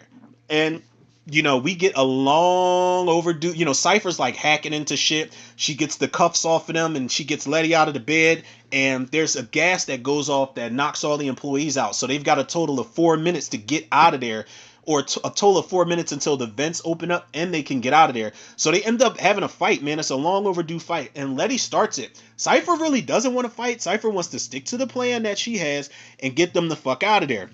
Letty's not trying to hear that shit, and I understand. Letty's like, well, how long we got? She's like, we got about 4 minutes. Letty's like, it's gonna have to do, and then she just socks the shit out of Cypher, and they have a really great fight scene, man. But honestly, while I was cheering for it in the trailer reaction, I don't think Letty can handle Cypher, man. Cypher is built different. She grabs, like, Letty, like, leg locks her. Cypher picks her ass up and swings her into the fucking elevator door and makes that shit ding at some point. Like, and she's just like, listen, I'd stay down if I were you. And Letty's like, you're going to have to hit me a lot harder than that.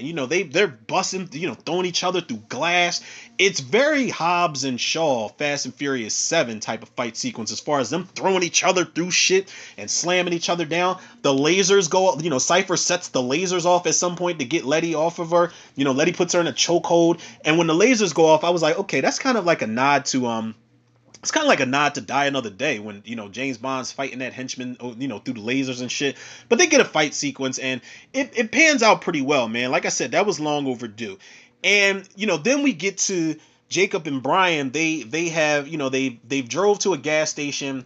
They've changed their clothes. Obviously, they got to be incognito, so they get some different clothes. And they go to the airport. They've got to go to, I think, Portugal or something like that.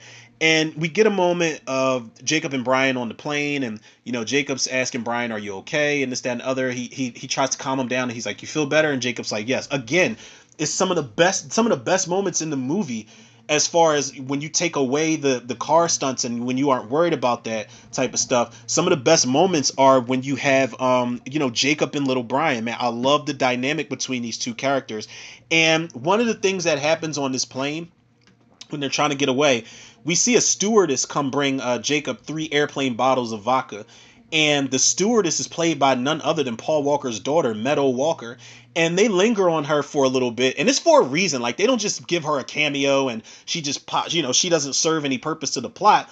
They put Meadow Walker in there to push Jacob's and Brian's little story arc along and to push their escape along. And I love the fact that, we know it's Meadow Walker, but little Brian is like, her, Uncle Jacob? And he's like, yeah, it's good to have friends in high places. Me personally, I feel like that was a nod to the fact that they still feel like Paul Walker is looking down on them and the franchise and the cast and crew in general. I think that is one of the most underappreciated. It's going to be one of the most underappreciated lines of Fast 10. I don't know if that was intentional or not, but that's how I interpreted that line. I interpreted like, okay, that was a nice little nod to Paul Walker's character, or to Paul Walker in general, while his daughter was in the cameo. So Jacob knows that something is up. So he's like, listen, on count of 3, we're going to go to the bathroom. He doesn't even wait. He says 3 right away. They get up. 3 motherfuckers follow behind them. So they've been tailed by the agency. Jacob knocks these motherfuckers out, stuffs them all in the bathroom.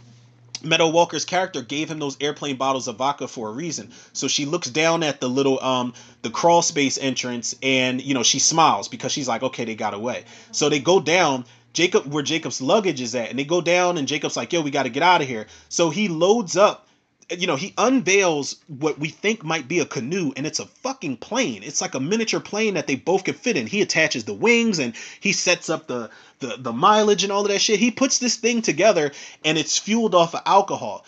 And he dumps the alcohol in there, and ejectocito cuz, and they're flying in this little mini plane to get out of the big ass plane that they're in. It was a nice little moment, man, between those two. And I listen, the plane sequence, I wish we would have had like a little dialogue, while they're flying in that plane to get out of, to get away from everybody. But it was just enough. And there's a moment where Brian just looks back at Jacob, and Jacob just nods his head and smiles like, yeah, that's right. Like, I'm the shit. Your uncle's the shit. Like, I know how to get us out of any situation. So, speaking of getting out of any situation, Han and everybody else, they go to this door. And Roman and Tej are like, listen, we got your back. You don't have to go in there alone. And Han's like, yeah, I do. I got to do this alone. So he knocks on the door, and when he knocks on the door, Deckard Shaw, Jason Statham opens the door. Boom, we get the tie-in from the post-credit ending, or the mid-credit ending for Fast 9. Now, it's a little weird because Han's hair was short at the end of that sequence in Fast 9, and Han's hair is long in Fast 10, but they try to bridge that gap. So we get that sequence from Fast 9. So Han shows up at the door, Jason Statham answers, and he just stares at him, and Han's like, I have something to talk to you about. And Jason Statham's like, the only reason a dead man shows up at my door, revenge. And then Han reaches in his coat, and as soon as he reaches in his coat, Shaw grabs him and pulls him in and flips him onto the fucking floor. He closes the door, locks it. Ramsey, Tej, and Roman are out there banging on the door trying to get it open. Ramsey's hacking the door open. Shaw's slowly taking the gloves off like, yo, you should have stayed dead. And Han pulls out snacks. Like, he was just getting his snacks, and he's like, you ruined my snacks. And, Shaw starts swinging on him, and Han's like in defense mode, doesn't hit him, and he pushes him off. He's like, relax, I don't want to fight you. And then, Shaw's like, well, this is going to end quickly. Kicks the motherfucker into the punching bag that, the guy is fucking stuffed in, the guy from Mission Impossible Ghost Protocol. And, the agency raids Shaw's place. And, Shaw's like, did you send these guys to kill me? And Han's like, they're trying to kill me too. So Ramsey, Roman, and Tej are outside fucking up the agents. And then, obviously, we got to get a Shaw and Han fighting back-to-back type of moment, which is a really good fucking moment, man. It's a great moment. They get to whoop ass. Han gets to whoop ass. And it's good to see Han not get his ass whooped. He's fucking him up with the crowbar or whatever he's got, man. I love that sequence, man, because it's weird to see Han and Shaw fight back to back. It's very weird, man. Now, they fuck all these dudes up. They fuck them all up. One of the things that pisses me off about this sequence, there's no follow-up as to what happened. Did Shaw think he killed Han? Han knew, Shaw was coming for him, and Mr. Nobody saved him, and it was a hologram. We get no clearance, no assurance on anything. As far as Han and Shaw go, they don't tie that shit in at all. I'm thinking Han knew Shaw was coming. He did know Shaw was coming for him, but I'm thinking Shaw was a part of something. And the line that Shaw says in Hobbs in the Hobbs and Shaw movie, where he tells Hattie, his sister, he's like, there's things I've done that I've got to make amends for. I don't know if he felt bad for killing Han, or if he felt bad in being a part of, like, I don't know. They just don't explain it. And it doesn't make any fucking sense to me, man. And it's one of the things that I didn't like about the movie. Is that they just up and fucking forgot about the fact that we need to tie this in. We need an explanation as to what's going on with Han and Shaw. But it's a good moment, man. And then, Shaw takes them into his secret room with shit ton of weapons, man. And oh my god, it's a shit ton of weapons in there and cars. And he's like, none of this is going to come for free. And what happened? What happened? I'm trying to remember. I just had a brain fart moment, people. Ramsey lets, long story short, Ramsey lets Shaw know, we've all been targeted. We're all in danger. You need to come see this. And we see that Queenie Shaw, Shaw's mother, is in danger. So he's like, listen, I don't give a fuck. He starts locking and loading. He gets in his car and he's like, I'll have transport ready for you. He just leaves, but he has transport ready for everybody. And, after that, we get a moment. We are closing out, people. I know we're an hour into this. Y'all knew what it was, man. But if y'all are still sticking around for this, I definitely appreciate y'all. A lot of coffee is fueling this review right now. But we get a moment where Dom goes back to the vault from Fast Five, and Dante has turned it into his lair, his secret volcano lair.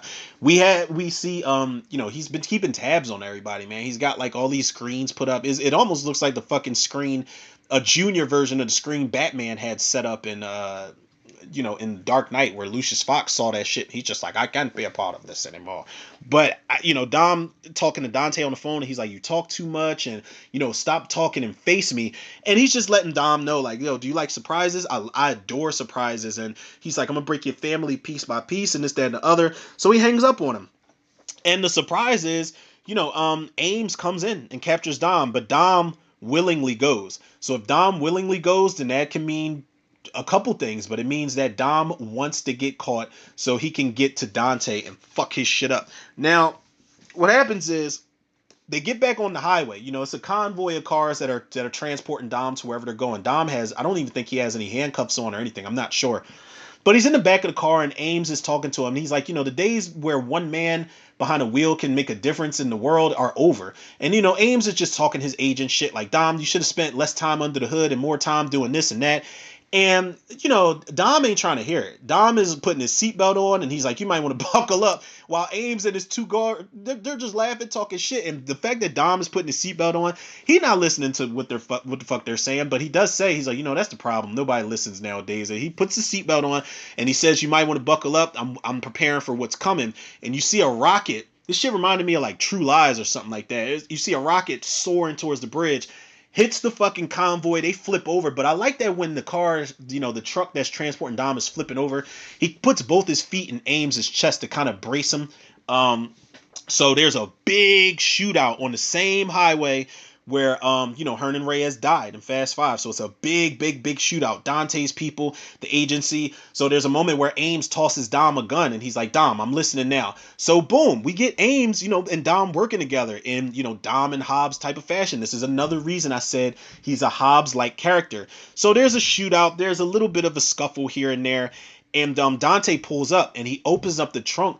Isabel's in his fucking trunk, so he's got her like all wrapped up with a knife to her, and he's like, listen, put the gun down or I'll start cutting her everywhere. Tess pops up, pops a couple goons, and jumps on top of Dante's car to save the day. And I love the moment where he lets Isabel go. He licks her fucking face. It reminded me when that dude licks Sarah Connor's face in Terminator 2 and gets his shit all busted up after, rightfully so. He licks Isabel's face and lets her go. So she runs over to Dom. And I love the moment where Dante looks at Tess while she's standing on top of his car. He's like, could you get out of my car, please? And she like scrubs her foot. She scrubs her foot. She's got like these spiked chucks on, or whatever type of sneakers she has. She scrubs her foot and kind of like raises her eyebrow to him. And she's like, how you like that? Like, she doesn't say it, but I like Brie Larson a lot in this movie. But what happens is, Isabel goes a little over to safety away from Dom. Dom rushes towards, Dante, and I'm thinking we're going to get a big fight sequence between these two behemoths, man, because Jason Momoa is a big guy. Vin Diesel's a big guy. I'm like, this is going to be a grudge match for the ages. But again, it's a Joker type of moment because Dom is fucking Jacob shit up, and Dante. Dom is fucking Dante up, and Dante is laughing right in his face. Dom throws him headfirst into the fucking car. He pulls a tooth out and throws it at Dom and calls him a butthole. And I'm just like, I'm telling y'all, man, Jason Momoa is a villain for the ages. Like, it's very dangerous when you love a villain this much.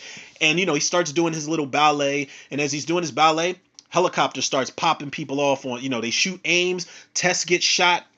And, Dom has to, save Isabel. That's when he's got the car door up, using it as a shield to save Isabel. So Dante goes over to, Tess, and he sticks his finger in her fucking bullet wound, and he takes God's Eye. So not only does he have Cypher shit where he can remote control cars and shit, he's got God's Eye where he can find anybody. So he's like, yo, I'm coming for your son now, Dom.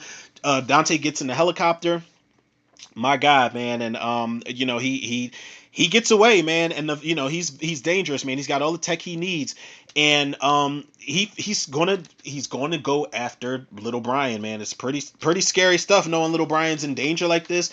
But speaking of people being in danger, we get when Shaw said that there was going to be transport, he set up a plane to pick up Han, Ramsey, Tej and Roman, and we get a little moment with Roman and Tej, a brotherhood moment, and it's good that they pull back on the comedic, hijinks with the two and just them talking shit towards each other, because Roman's a little discouraged and sad, and Tej is like, yo, you all right? And Roman's like, yo, it was my mission, man. Like my mission was in Rome.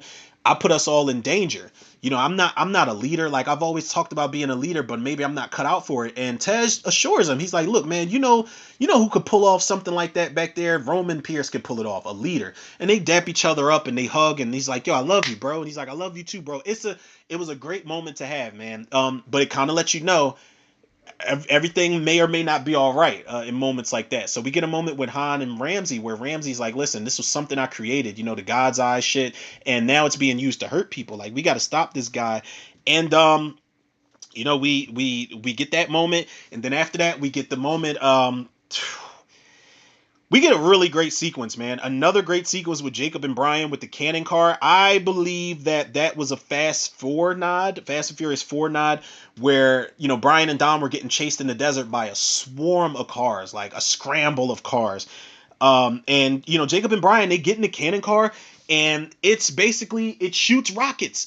And yeah, little Brian he's on the wanted list now because that motherfucker's catching bodies. Little Brian is pulling the lever to shoot the rockets and hit these cars. And I love when he pulls the lever for the first time and it blows up those cars and they just drive underneath. Listen, this is Vigilante 8 shit. This is the shit that I've been wanting since pretty much since the Fate of the Furious, where all the cars are souped up and have their own specials. They have their own weapons. I love it. This is the vehicular warfare shit that I've been wanting. And when Brian pulls the lever and they blow up the first set of cars, little Brian's like, holy shit. He almost says shit, but he looks at Uncle Jacob because he doesn't want to curse in front of him again. He already did that on the plane. And Jacob's like, oh no, you're good. He's like, you can say shit, you can curse with stub toes, song lyrics, and cannon cars. And then they high five. Like I adore the moments with Jacob and Brian Toretto. I absolutely love it. And it's a great sequence. Like I said, it's Vigilante 8 shit. Dom links back up with the with the family during the chase sequence because Ames has Dom's car and he's like, we can't land anywhere to get your son. And he's like, who said anything about landing? Like I said, Dom's no stranger to driving cars out of planes, so he drops his car out of a plane, catches up with Jacob and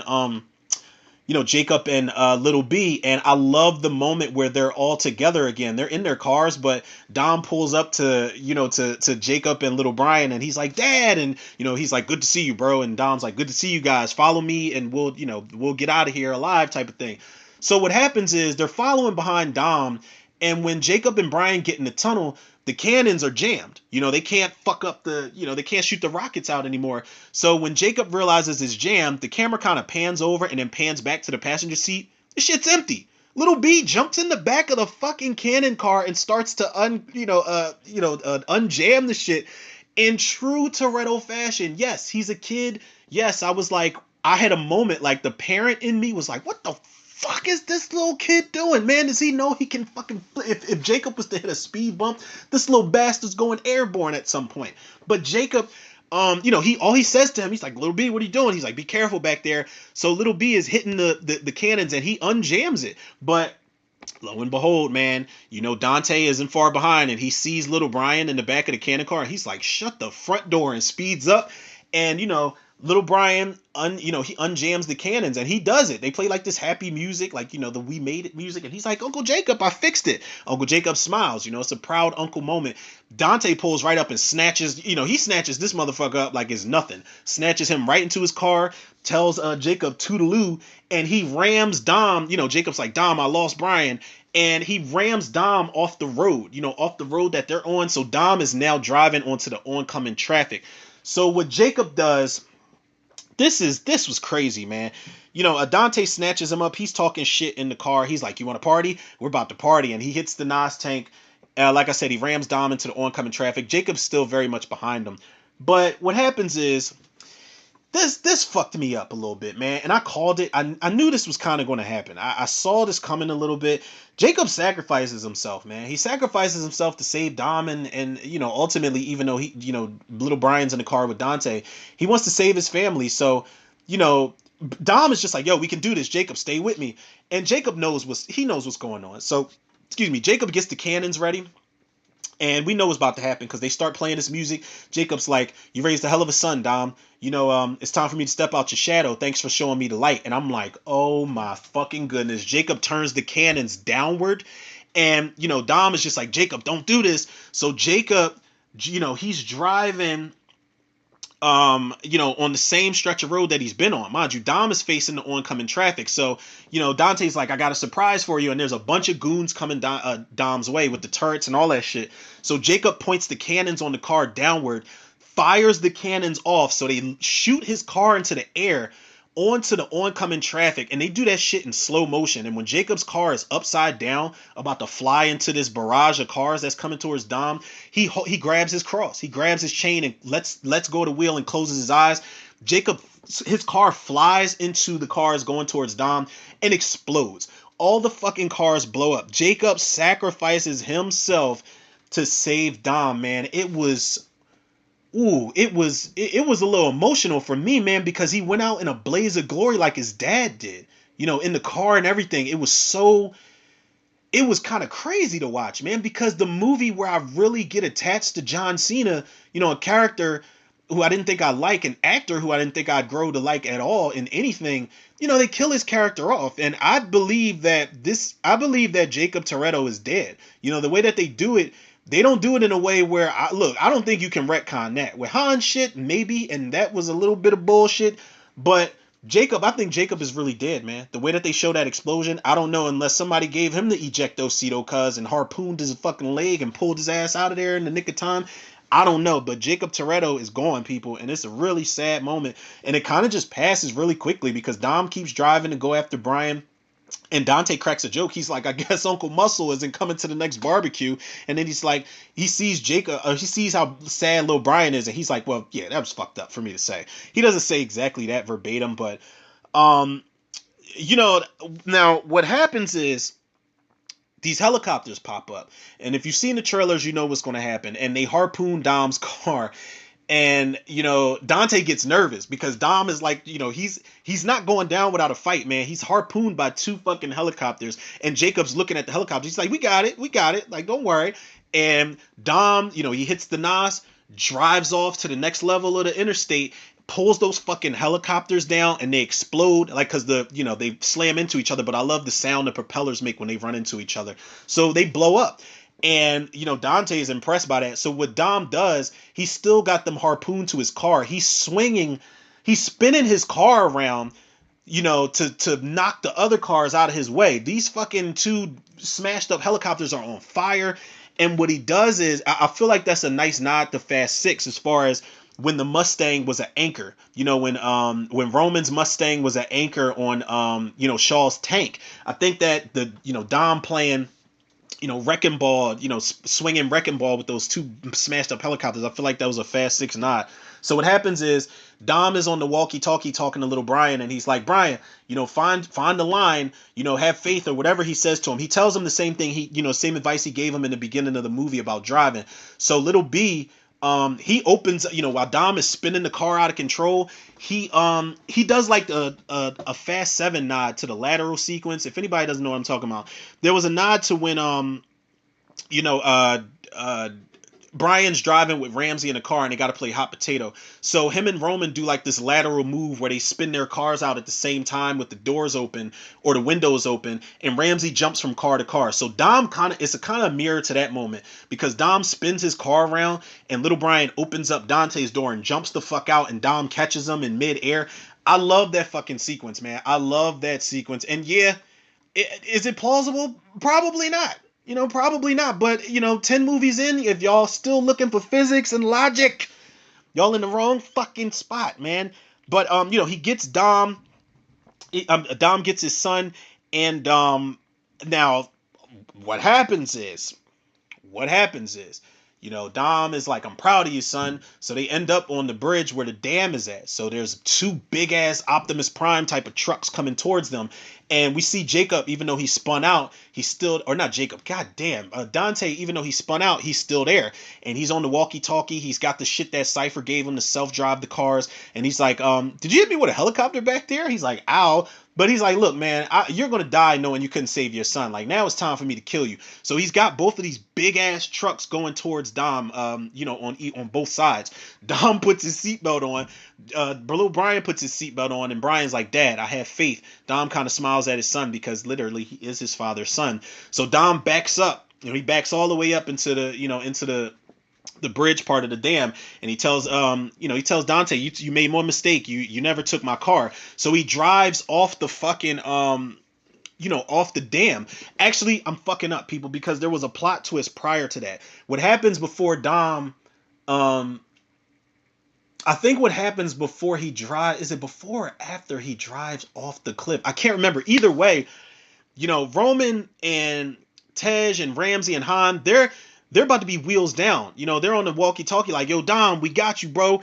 And, he's like, yo, Roman, it's a trap. Get out of there. So we see a rocket going towards the plane that Ramsey and Roman and Han and Tej are on. That shit hits the wing of their plane. Their plane crashes. Their plane crashes. You see the explosion in the background. And who is the person that shoots their plane down? It's fucking Agent Ames. A double cross I did not see coming at all. And we see a backstory with Agent Ames and Dante. Ames was working with Hernan Reyes. And when the vault was stolen, what we didn't see was that Agent Ames walks up beside Dante while he's looking at the, where the vault used to be, when he's looking out of that hole in the wall. And he's like, well, I'd say our partnership is off to a great start, being an asshole about it. So Agent Ames has been working. He's been leading Dom and the team exactly where he wants them.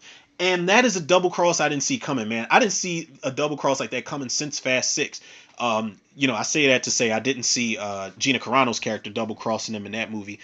But it's crazy, man. So Dom, he drives off the bridge. The two trucks crash into each other. They blow up. So there's a really great shot where Dom and Brian are outrunning the flames of the explosion.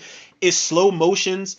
You see the fire behind their car break the glass, and you see the fire travel into the car, and then the camera wraps around in this really cool 3D shot. You see little Brian like trying to shield himself from the destruction, and then you see Dom. They do like a close up on Dom's arm, his biceps, triceps, and all that shit. And we see, the camera go down from Dom's arm to his thumb when he hits the NOS button. And then we get that classic Fast and Furious shot where we see the fuel injection of the NOS button. And, Dom hits that button and they go flying off the dam, and then they go into the water. And then we see Dom and little Brian coming out the water. I think that's a nice Fast 5 nod too, where Brian and Dom are, they're in the water. He's like, shitty call, O'Connor, shitty call. But, I love that, he drove off and saved his son. One thing about Dominic Toretto, he's going to drive off a fucking cliff or a bridge with you in the car. He did that shit in buildings in Dubai with Brian. He did that shit in, when he drove off the bridge in Fast 9 with Letty. And he drove off the dam, with his son. So I feel like the people that are closest to him, his brother, his son, and his wife, he drove off some shit with them. So we get a moment where when they get out the water, Dante's just fed up because he's like, this motherfucker could get out of anything. He's like, yo, it's time for you to die. Suffering's over. So he takes the contraption that Cypher's got, and he arms the bombs that are at the dam. So we're under the impression that Brian and Dom are going to drown. This dam is going to explode and they're going to drown. They don't have a car to drive away. And Dom just kind of looks at Brian, and Brian looks at him like, he's got this look on his face like, Dad, we're not going to make it out this shit. We are fucked because you just drove us into a dead end. But it stops. It goes, it cuts to black. We don't have a moment like that where Dominic Toretto doesn't really know what he's going to do at the end of the movie. And when you think it's the end of the movie, we see Letty and Cypher. They get out of the black site. They've got their snowsuits on, and they've climbed through the vents, and they pop up. They see they're in Antarctica, wherever the fuck they're at. It looks like where John Carpenter's The Thing was filmed. I think that was in Antarctica where they were at. I don't know, but everything is snow and ice. Nothing in sight. So, Letty was talking her shit about how Cypher's plan sucks, and then up out of the fucking ice, people. Listen to this, man. This is, I love this series, man, but it's a lot. It's a lot that I need explained to me, man. Out of the fucking ice, where Letty and Cypher are at this black site, comes a goddamn submarine. And it's like, oh, that's Cypher's submarine. It's remote controlled, right? She's used to remote controlled submarines and remote controlled everything, right? That's Cypher shit. Nah. And we see the person that pops out of the fucking submarine with the binoculars to look over at, Letty and Cypher. It's Giselle. It's Gal Gadot's character, Giselle. She is back unscathed, not a scratch, not a burn on her pretty ass mitt. She is back. The rumors have proven to be true. Giselle is back in the Fast and fucking Furious franchise. She is all smiles. Like I said, she is not scarred up. She must be a contortionist of the ages because she fell backwards off of the car onto a fucking runway, and that car was going like 1,000 miles per hour. So the explanation they have for bringing Giselle back better be a damn good one. And I say that because the Han explanation was bullshit. I can buy the Letty one, but that Han explanation, that hologram shit was bullshit. Giselle, they better make it make sense, and they better not glaze over it, because when I saw Giselle, I said, like, okay, there were rumors of this. We speculated this, but yo, Giselle is back. This is super soap opera shit. They better make it make sense. That's the end of the movie. That's the end of the movie. People where Giselle smiles and gets back into the submarine. She's just like, yo, like, she's looking like, yo, let's go, y'all. Everything, I ain't dead. Everything all good. And Cypher's like, still think my plan sucks. And Letty looks at her like, are you going to explain to me how this bitch survived? I don't know. But the movie goes on, credits and all. But here we go. It's not over. It's Fast and Furious. Y'all know what it is. So we get a mid-credit sequence. The mid-credit sequence, somebody is it's a SWAT team swarming into this mansion, full force, heavily armed, tactical gear, all that shit. So one SWAT member branches off and goes into this room where there's like, there's a cell phone in there that's ringing, and there's, I think there's like videos or pictures all over the place or something of that nature. So the SWAT member picks up the phone. It's Dante. And Dante's like, do you remember me? Dom may have gotten behind the wheel, but you're the one that pulled the trigger and killed my dad. So I'm coming for you. Now, if you haven't caught on to what he said, then listen, the SWAT member still holding the phone, takes that mask off. It's fucking Hobbs. It's the Rock, Dwayne The Rock Johnson is in the fucking post-credit sequence. He peels that mask off his face and we see Hobbs, and I'm like, yo, listen, I never would have thought. I wishful thinking. I was like, I hope Hobbs comes back, man. Like, I don't know if they got to not film scenes together. I don't know. They did that in Fate of the Furious, but we need Hobbs back. Now, there were rumors that he was coming back. There were rumors, man. I was going to do a whole episode about it. They said it was confirmed. I was like, whatever. I'll see it when I'll believe it when I see it. But when he peeled that mask off and we saw Dwayne Johnson, we see Hobbs, and he gives us the classic Hobbs word where, Dante's like, I'm coming for you, cop. And, that's weird because Dom used to call Hobbs cop, but he's like, well, I ain't hard to find, you some bitch. And some bitch, that's Hobbs' word, man. He's been saying that ever since Fast 5. He's like, I ain't hard to find, you some bitch. Crushes the cell phone with his bare hands, and the movie goes off. And I'm like, yo, okay, Giselle, it's like, while it's bullshit, unless they explain otherwise, I like to see these characters come back. I'm attached to these characters, but Hobbs, the fact that the fans finally got their wish, and people can say what they want. I know people are like, well, Black Adam failed. His attempt to behemoth and take over another franchise has failed, and he came crawling back to Fast and Furious. Whatever, man. Be that as it may, if that is the case, I don't give a fuck, man. I want Vin Diesel and Dwayne The Rock Johnson to get along. They are two of the biggest action stars in the world. Two of the best action characters in the world. They have, they're great to watch on screen together. So to see Hobbs in a fucking post-credit scene, mid-credit scene in Fast 10, people, I was floored, man. I was floored. Listen, that being said, I'm gonna wrap this up. We're an hour and 30 plus into this, people. 9.5 out of 10 for me. What keeps this from a 10 is the fact that there are some bullshit plot twists, and there's things that they don't explain, especially that Han and Shaw shit. They glazed over that, and it was a bit of a frantic moment where we get Shaw back, and then just as fast as we get him back, he's gone. I don't know if Jason Statham was if he was pressed for time or anything like that, but there's just little things that weren't explained, and that's the only thing that keeps it away from a 10 for me. As far as everything else, it's the strongest 9.5 out of 10 I could give something. The writing is still very much a Fast and Furious movie, man. The jokes are there. The way, like I said, the way that they tie Fast 5 into this is pretty clever. The writing for Jason Momoa's character Dante is fucking great, man.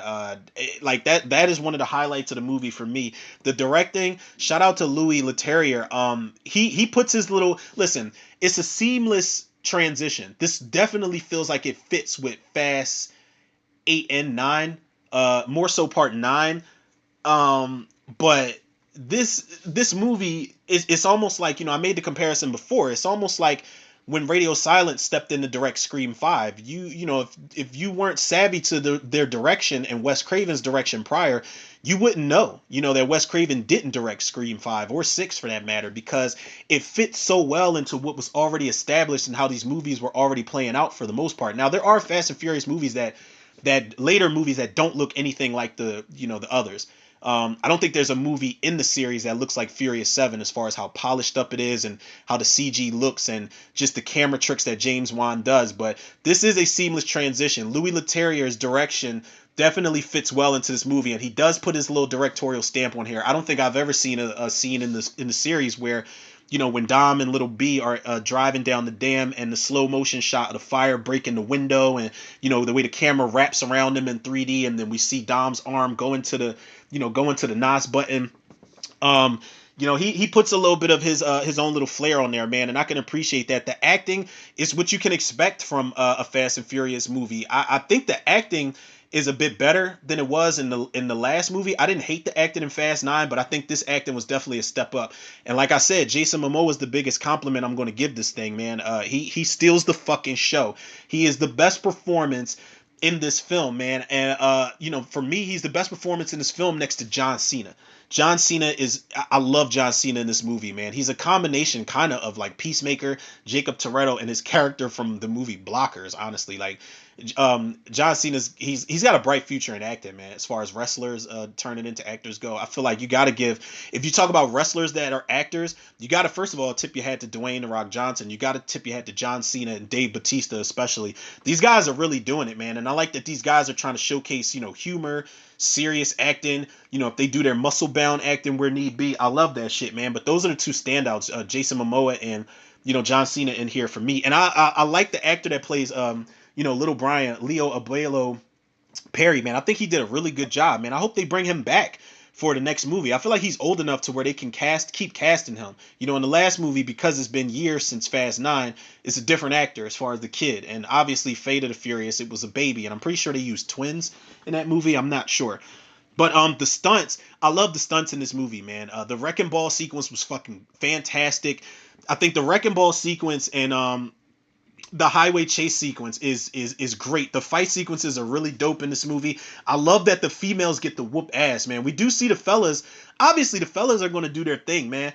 But I don't blame Michelle Rodriguez for wanting to get female writers on board and, for her wanting to have female characters do more than just be eye candy and just be little plot devices here and there. I love that the females in the Fast and Furious franchise are getting to whoop ass and, just be more than just, shallow characters. And, there's a lot of people that say Letty keeps getting sidelined in the movies, but it fit the story. It was Dante splitting the family up. So if it meant Dom's, one of his pride and joy people, his wife getting sent away, then cool. That serves the purpose of the story. Plus, it was for her and Cypher to have their fight sequence and have their moment, and it set something up for Giselle's return.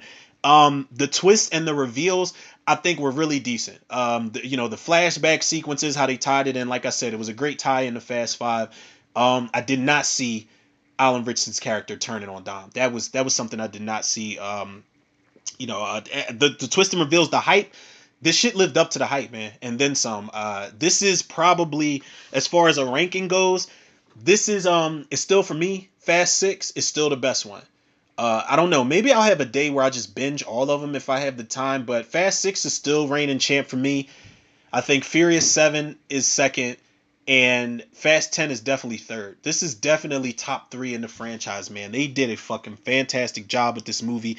And as far as the future of this series, the studio said that they saw the cut of Fast 10, and even though it was only supposed to be in 2 parts, they came to Vin Diesel and was like, "Well, could you do a third one?" If they do this, a lot of people are like, "Oh, it's overkill, just stop it." No, They're all about making history. They're all about breaking records. They're all about doing shit that we haven't seen done before. I don't know if I've seen a franchise end in 3 parts. We've seen it in 2 parts. You know, Mission Impossible is about to do that. Harry Potter's done it. Twilight's done it. We've seen this shit done in 2 parts. The Avengers has done it. But I love that this is the Avengers, and I said this shit was going to happen, people. I said this was going to be the Avengers Infinity War of the Fast and Furious franchise, where they get their asses kicked and they end on some, well, what do we do now type of thing, and it ends on a cliffhanger. I said this was going to happen, man. Y'all can go back to the episodes and listen to it. Excuse me, I almost choked on my spit just now, man. This is what the franchise does. It almost brings me to the brink of death, god damn it.